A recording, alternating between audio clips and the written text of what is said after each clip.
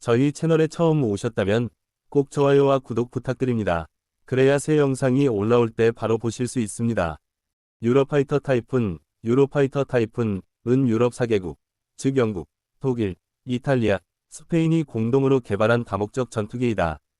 1970년대 후반부터 유럽 국가들은 냉전 구도 속에서 미국 전투기에 의존하지 않고 독자적인 방공 전력을 확보하려는 필요성을 강하게 느꼈다.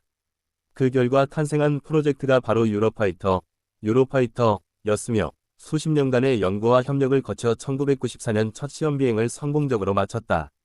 이후 2003년부터 본격적으로 실전 배치가 시작되었고, 현재는 유럽 여러 공군의 주력 전투기로 자리 잡고 있다. 타이푼은 4세대와 5세대 전투기의 중간에 위치한 고성능 멀티롤 전투기로 평가받는다. 높은 기동성, 뛰어난 공대공 능력, 정밀한 공대지 공격 능력, 그리고 첨단 항전 장비를 바탕으로 세계 시장에서도 경쟁력을 보여주었다. 특히 카나드 델타 날개, 카나드 델타 윙 구조를 채택해 기동성이 뛰어나며 슈퍼크루즈 성능을 통해 F터버널을 사용하지 않고도 초음속 비행이 가능하다. 이는 당시 경쟁 기종이었던 미국의 F-16이나 F-A-18보다 앞선 기술로 평가되었다. 대한민국 공군 역시 1990년대 후반과 2000년대 초반 차세대 전투기 FX 사업을 추진하면서 유로파이터 타이푼을 후보 기종 중 하나로 검토했다. 당시 한국은 노후화된 F4 팬텀2와 F5 계열 전투기를 대체할 필요가 있었으며 동북아시아의 안보 환경 속에서 장거리 작전 능력과 공대공 우세 능력을 동시에 갖춘 전투기를 원하고 있었다. 이에 따라 유로파이터 타이푼은 F-15K, 라팔, 소호이 Su-35 등과 함께 평가를 받았다. 타이푼은 기술적으로 우수했지만 한국이 실제로 도입하지는 못했다. 가장 큰 이유는 높은 도입 비용과 유지 비용 문제였다. 유럽에서 제작되는 기체이기 때문에 미국산 전투기에 비해 가격 경쟁력이 떨어졌고, 한국군의 기존 무기체계와 호환성에서도 제약이 있었다.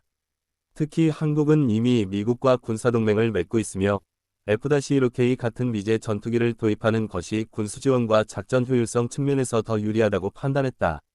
그 결과 한국 공군은 유로파이터 대신 보잉의 F-15K/이글을 채택했다.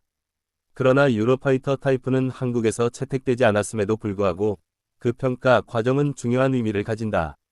첫째, 한국 공군이 단순히 미국산 전투기에만 의존하지 않고 유럽과 러시아 기종까지 폭넓게 검토했다는 점에서 다변화 시도라는 상징성을 가진다. 둘째, 타이푼의 검토 과정은 한국이 차세대 전투기에 요구하는 기준, 즉 스텔스 성능, 장거리 작전 능력, 정밀 타격 능력 등을 보다 구체화하는 계기가 되었다. 셋째, 이후 한국이 독자 개발한 KF-21 보람의 사업에도 간접적인 참고 자료가 되었다. 유로파이터 타이푼의 세부 성능을 살펴보면 우선 엔진은 유럽 4개국이 공동 개발한 유로젯 EJ200 터보팬 엔진을 사용한다. 이 엔진은 최대 추력 90kN 이상을 낼 수 있으며 초음속 순항 능력을 지원한다. 항공기 최대 속도는 마하 2.0에 달하고 실용 상승 한도는 약 65,000피트다. 항속거리는 약 2,900km이며 공중급유 장비를 통해 더 긴 작전 범위를 확보할 수 있다.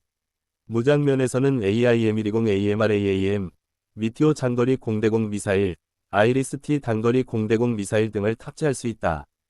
또한 파버-A 시리즈 레이저 유도폭탄, 스톰 섀도우 장거리 순항 미사일, 브림스톤 대전차 미사일 등 다양한 공대지 무기를 장착 가능하다.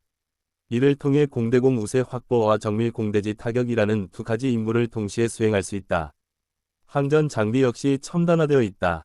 CAPTORM 기계식 레이더에서 시작해 현재는 AESA, 능동의상 배열, 레이더로 개량이 진행 중이며 이를 통해 다수의 목표를 동시에 추적하고 교전할 수 있다. 헬멧 장착 조준 시스템, HMSS를 통해 조종사는 시야만으로도 무기를 조준하고 발사할 수 있으며 첨단 전자전 장비는 생존성을 크게 향상시킨다. 이러한 성능 덕분에 유로파이터 타이푼은 영국, 독일, 이탈리아, 스페인 외에도 오스트리아, 사우디아라비아, 쿠웨이트, 카타르 등 여러 나라에 수출되었다. 특히 중동 지역에서는 F-15, F-16, 라팔과 함께 핵심 전력으로 자리 잡았다. 나토 연합군 작전에서도 타이푼은 적극적으로 활용되었으며 2011년 리비아 내전 당시 나토 위 공습 작전에 참가해 실전 경험을 쌓았다. 한국 입장에서 본다면 유로파이터 타이푼의 미도입은 아쉬움과 동시에 현실적인 선택이었다고 볼 수 있다. 만약 한국이 타이푼을 도입했다면 공중전 능력에서는 탁월한 우위를 점했을 수 있지만 미국과의 군사적 협력 체계, 장비 운용의 효율성, 비용 문제 등을 고려할 때 지속적인 운용에는 어려움이 있었을 것이다. 또한 한국은 장기적으로 독자적인 전투기 개발을 추진하고 있었기 때문에 타이푼 대신 F-1K를 선택한 것은 보다 합리적인 전략으로 평가된다. 그러나 타이푼의 기술적 특징은 여전히 한국 공군과 항공산업에 교훈을 남겼다. 예를 들어 KF-21 보람의 개발 과정에서 고려된 고기동 설계, AESA 레이더, 초음속 순항 성능 등은 모두 타이푼에서 배울 수 있는 중요한 요소였다.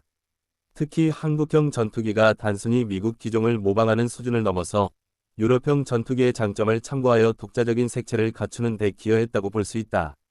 종합적으로 볼 때 유로파이터 타이푼은 한국에서 도입되지는 않았지만 한국 공군 현대화 과정에서 반드시 거쳐야 했던 중요한 후보였다. 그 과정에서 한국은 세계 각국의 최첨단 전투기를 평가하고 비교할 수 있었으며 이는 단순히 기종 선택을 넘어 미래 전략을 설계하는 데 중요한 기초 자료가 되었다. 타이푼은 지금도 유럽과 중동 하늘을 지키는 핵심 전력으로 활동 중이며 한국에게는 도입되지 않았지만 기억해야 할 전투기로 남아있다.